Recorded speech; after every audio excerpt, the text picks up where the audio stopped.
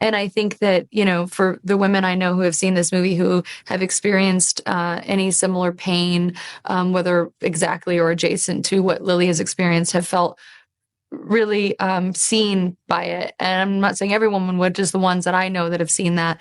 And I also think what they've said to me is I want young women to see this, or women of all ages to see this, to know that A, they're not alone, and B, you can get out. And it feels so hard to get out. It feels impossible to get. Hold on to your seats, because Blake Lively and Ryan Reynolds are at the center of a legal storm. And this time, it's a battle that could shake their very public image to the core. You've probably heard of their recent legal entanglement, but trust me, there's so much more to this story than meets the eye. What's really going on behind the scenes? What's driving this mysterious lawsuit, and why are people questioning the legitimacy of everything that's unfolding? Let's dive in. It all started with a strange and highly confidential lawsuit filed by Van Zandt Inc., a company tied to none other than Blake and Ryan themselves. The lawsuit quickly went public when Stephanie Jones, a key player in this drama, was served with a subpoena from the New York County Court. It sounds like your typical celebrity lawsuit, right? Well, think again. There's no talk of harassment, no accusations of anything salacious. Instead, this case is all about something much more subtle: reputation, privacy, and trust. Here's where it gets interesting.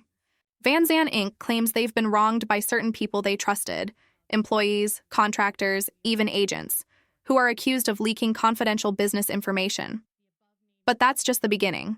According to the lawsuit, these individuals acted out of self-interest, putting Blake and Ryan's reputation and business in jeopardy. And guess what? This wasn't some random corporate dispute. It was a carefully orchestrated move to protect one of Hollywood's most powerful couples. Now, let's talk about the drama that followed. This case took a bizarre turn when it was revealed that the lawsuit wasn't really about financial loss. Oh no, it was all about controlling the narrative. Blake and Ryan, in an effort to safeguard their public image, apparently felt that their reputation had been significantly damaged. According to the documents filed, confidential and private details about their business were shared with the media, threatening their carefully cultivated public personas. What's even crazier? The people involved allegedly failed to act in the best interest of the couple, opting to protect their own interests instead. But hold on, it doesn't end there. Despite the heavy claims, something shocking happened. The lawsuit, which was meant to shake up the industry, was suddenly withdrawn. Yes, you heard that right.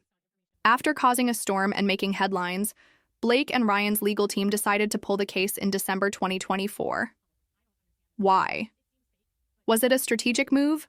Or was the lawsuit nothing more than a smokescreen? What was the real agenda here?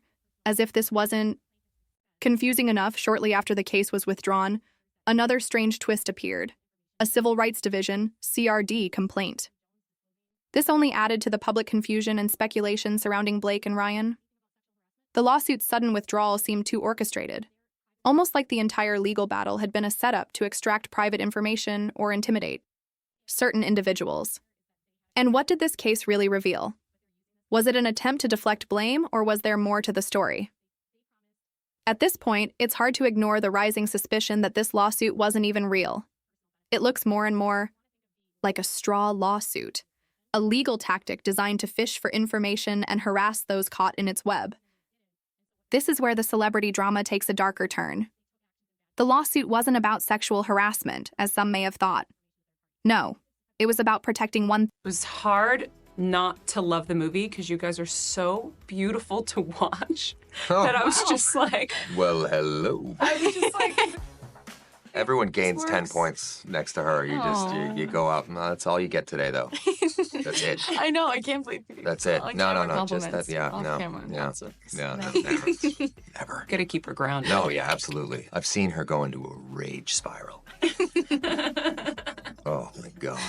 And most people's violence with her, it's just baking. Just bakes things. At just 23 and 34 at the time, Blake and Ryan connected with the theme of courage in the movie, their own, tested on set. What are fears that you guys have had to overcome? Man. Working with Ryan. Yeah. Yeah, definitely. First flight, gentlemen. Here we go. For me, it's heights. I'm not good with heights and airplanes in general. which is ironic because I do nothing but fly in this movie, so I had to get over that real quick, and I did. There isn't anything you can do that they can't do better, faster, and without disappointing women everywhere. Blake went brunette for the role, staying true to the comic book character at the suggestion of her Gossip Girl bodyguard. He goes, for your own safety, you need to make your hair brown. I can't be responsible for this, for your own life. The comic fans will come after you. So he like breathed the fear of my own life into me. But You have a bodyguard? I'm a huge deal. Yeah, man. Wow. Thing above all else, reputation. Blake and Ryan didn't want their dirty laundry aired out in public, and they made sure to go to extreme lengths to ensure that it didn't happen. Let's talk about Stephanie Jones, the woman at the center of it all. She was the one who received the subpoena, and she's the one who holds the key to some of the most private details in this case. Could she have been the target of this entire legal spectacle? Or was she just an unfortunate bystander caught up in the whirlwind? According to some sources, her involvement goes beyond just the subpoena. Her name has been linked to one of the most talked about leaks of private information. Was she the one who disclosed sensitive details to the press? Or was she being used as a pawn in a much bigger game? And here's where the plot thickens even further. The lawyers representing Blake and Ryan, including those at the prestigious law firm Manott, Phelps and Phillips, argue that the disclosure of private information and the failure to act in their best interest were major blows to their reputation. But there's one detail that keeps sticking out. Why the need to protect the couple's image so fiercely? Could it be that they were worried about the impact on their business deals or endorsements? Or was this about something even bigger, something more personal? Now we're left with a real mystery. What's the real reason behind Blake and Ryan's sudden withdrawal of the lawsuit? Was this a calculated move to avoid public backlash, or is there a deeper motive that has yet to be uncovered? Are they hiding something more serious? Or did they simply not want the court of public opinion to turn against them? And the most intriguing question of all, what about the supposed third party that's been mentioned in the legal filings?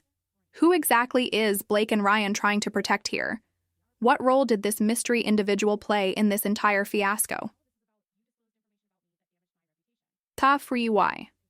Legal world is never short of drama, but this case has taken the cake. We're talking about an A-list couple, a mysterious lawsuit, a subpoena, confidential leaks, and the never-ending tug-of-war between public image and personal privacy. Could this be just the tip of the iceberg? And who's really pulling the strings behind the scenes? So, what do you think, folks? Is this just another celebrity lawsuit designed to distract us from something bigger? Or are Blake and Ryan trying to clean up a mess that's far messier than we know? Drop your thoughts in the comments below, and don't forget to subscribe for the latest updates on this ongoing saga. You won't want to miss what happens next.